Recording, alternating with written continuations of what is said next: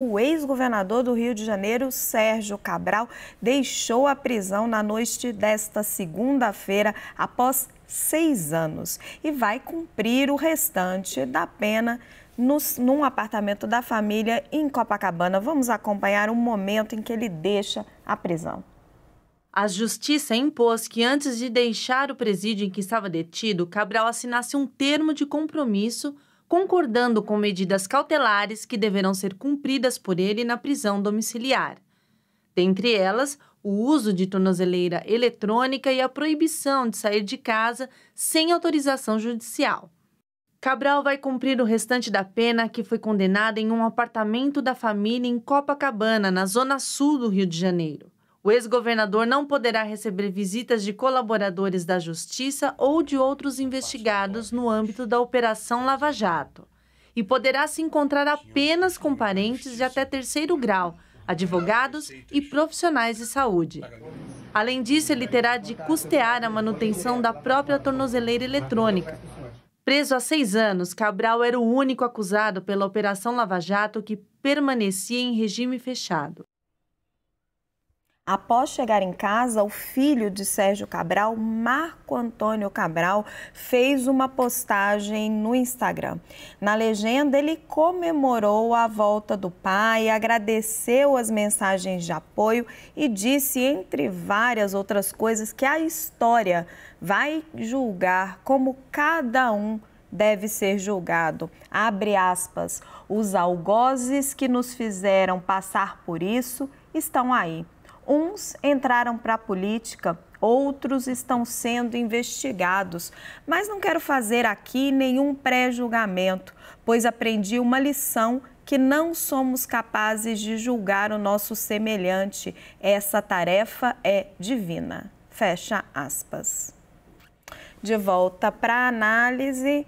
Yuri, a gente não vai comentar aqui a reunião de família, mas o Marco Antônio Cabral faz uma pontuação de que estava todo mundo solto.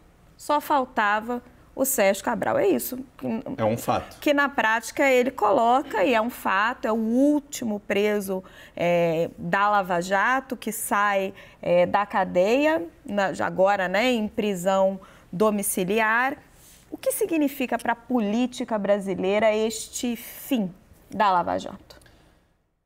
Esse fim já estava meio que dado, né? Tem o simbolismo de ser o último, porque Sérgio Cabral, de certa forma, ainda tem uma ou outra capacidade de influência ali, né? Mais até no seu dia a dia ali, nos cuidados que ocorreram hoje, por exemplo, da parte da polícia para preservá-lo na hora da saída ali da prisão. Pedro Duran, que era o nosso repórter que estava ali, falou, olha, os policiais estão dificultando aqui para a gente conseguir captar as imagens e tal, das regalias que se sabe que ele teve nos presídios, acesso ao celular, a comida por entrega, ventilador, umas condições bem melhores do que a massa de carcereiros, da população nunca carcerária. É igual para todos, exato, né, no Brasil. Mas a Lava Jato, enquanto sistema ou enquanto força política capaz de mover a política brasileira, ela perdeu força logo depois da eleição de 2018. Acho que isso é muito claro e evidente, né? E à medida que os seus principais personagens entraram na política, né, o filho do Sérgio Cabral faz aí uma ironia, né? Não precisa dizer de quem ele estava se referindo quando ele fala que os nossos algozes, alguns entraram para a política, fazendo menção ao ex-juiz Sérgio Moro, que entrou na política de corpo e alma e vai fazer o seu papel no Senado.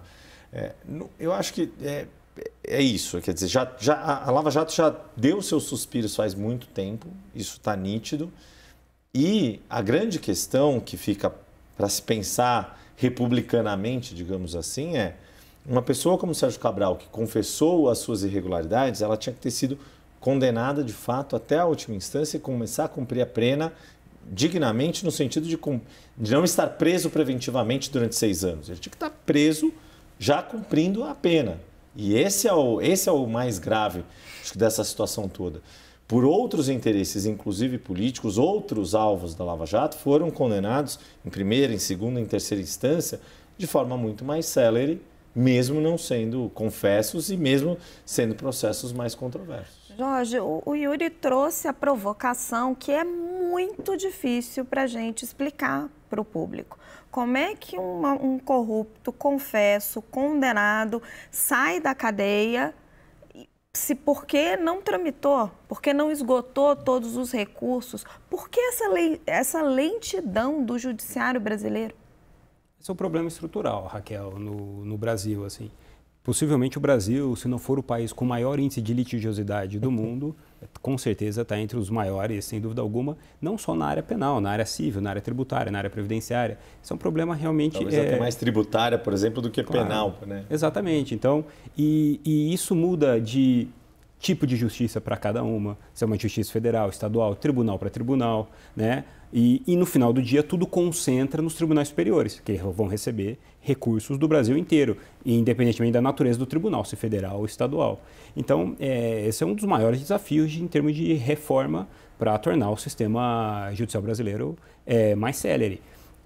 Se a gente acompanhar o CNJ em números, percebe que há uma gradativa melhora. É que a gente vem de uma situação histórica bastante complicada. Por isso eu falei estrutural. Mas a solução para isso seria a prisão em segunda instância?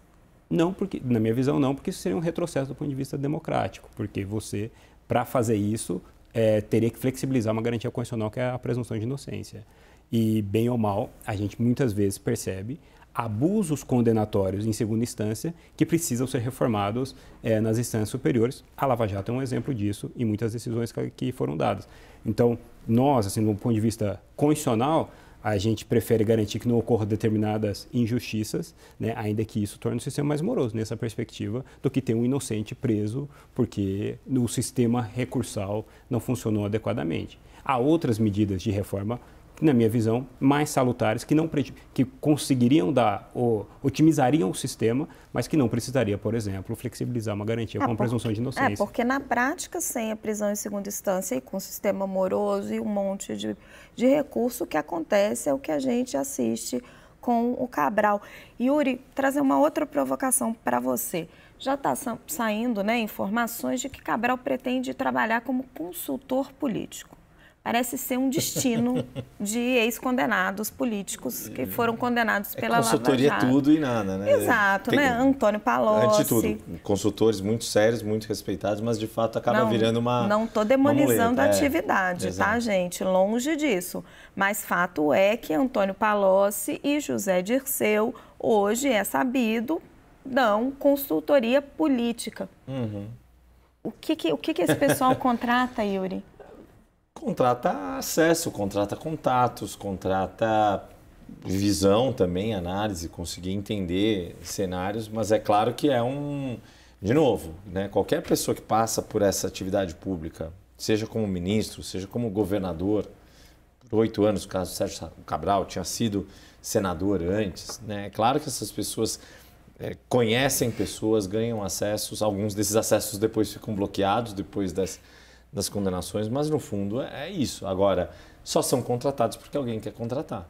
E não poucas vezes, os mesmos contratantes dessas figuras como consultores são figuras que depois, do ponto de vista público, tentam e deixam de lado esse aspecto de precisarem desse tipo de serviço. O contratante nunca aparece, Exato. né? Agora, Jorge, o Yuri traz um ponto que eu acho que é relevante para a gente discutir de novo essa liberação do Cabral. Se ele vai vender os seus serviços como consultor político, é que ele ainda tem contatos. Na decisão, o ministro Edson Fachin, no seu voto, ele foi voto vencido, mas ele era o relator, ele diz: não, o Cabral tem menos influência, mas ainda tem influência. Olha as regalias que ele teve na prisão. Como é que a gente entende de novo esse placar conflitante do STF? Dava para soltar um criminoso reiterado que ainda tem contatos e consegue regalias dentro de um presídio?